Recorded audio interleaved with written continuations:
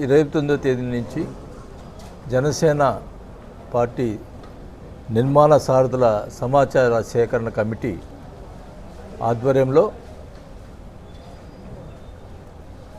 ఈ వారం రోజులు అంటే ముందరగా 5 రోజులు ఇచ్చారు. తర్వాత 2 రోజులు ఎక్స్టెన్షన్ చేయడం జరిగింది. ఈ రోజుతోటి ఈ సేకరణ తీసుకోవటం ఈ రోజుతోటి ముగిస్తుంది. 1500 అప్లికేషన్స్ ఈరోజు రావటం జరిగింది.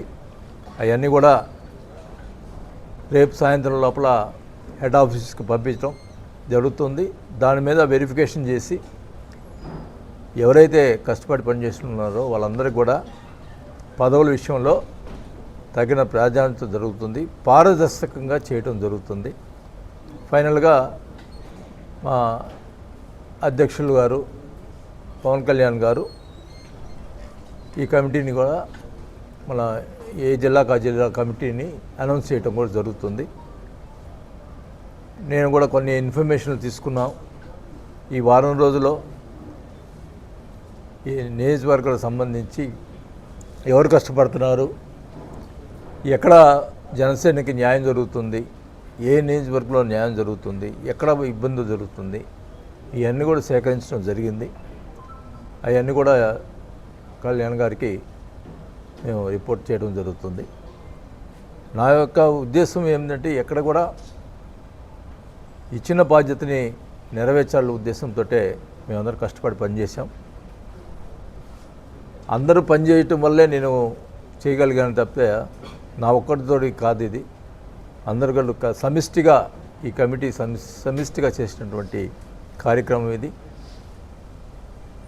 ముఖ్యంగా కష్టపడి మన లాస్ట్ టైము మా పర్సనల్ మీటింగ్లో కళ్యాణ్ గారు చెప్పారు, నా కోసం ఎంతోమంది తెలియని వాళ్ళు ఉన్నారు, నా మీద ప్రేమ పెట్టుకొని కష్టపడి బయటికి రాకుండా పబ్లిసిటీ లేకుండా ఫస్ట్ పనిచేసే వాళ్ళు ఉన్నారు, వాళ్ళు వెతికి బయటికి తీయాలి అని ఆయన చాలా ఇదిగా చెప్పడం జరిగింది.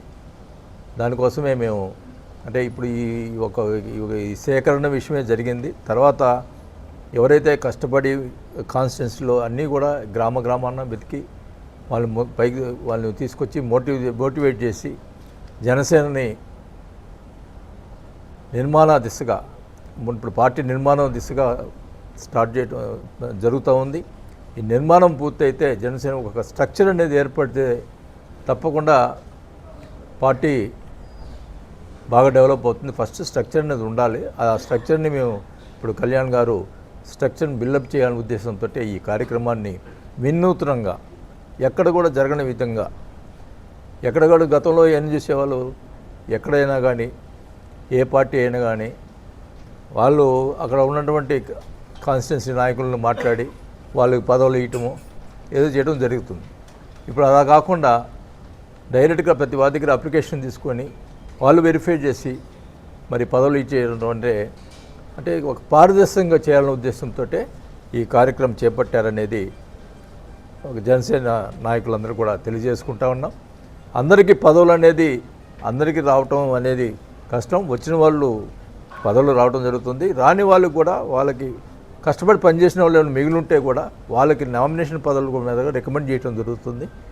తప్పకుండా అందరికీ న్యాయం చేసేదానికే ప్రయత్నం చేస్తామని చెప్పి కూడా తెలియజేసుకుంటా ఉన్నాం. మరి ఈరోజు దీనికి ఈ కమిటీ ఈరోజు పూర్తి అయింది కాబట్టి టోటల్గా 1500 దాకా అప్లికేషన్స్ వచ్చినాయండి. పార్లమెంటు సంబంధించి కమిటీ కోసం 100 అప్లికేషన్స్ వచ్చినాయి. అలాగే అసెంబ్లీకి 250 దాకా వచ్చినాయి. అలాగే మండలాలకి 400 వచ్చినాయి. అలాగే టౌన్కి 150 దాకా వచ్చినాయి. పంచాయతీలకి 600 దాకా వచ్చినాయి. టోటల్గా ఇవన్నీ కూడా పారదర్శకంగా వెరిఫై చేసి పదవులు ఇవ్వటం జరుగుతుందని కూడా తెలియజేసుకుంటా ఉన్నాం. నా నమస్కారాలు తెలియజేసుకుంటూ సెలవు తీసుకుంటాం.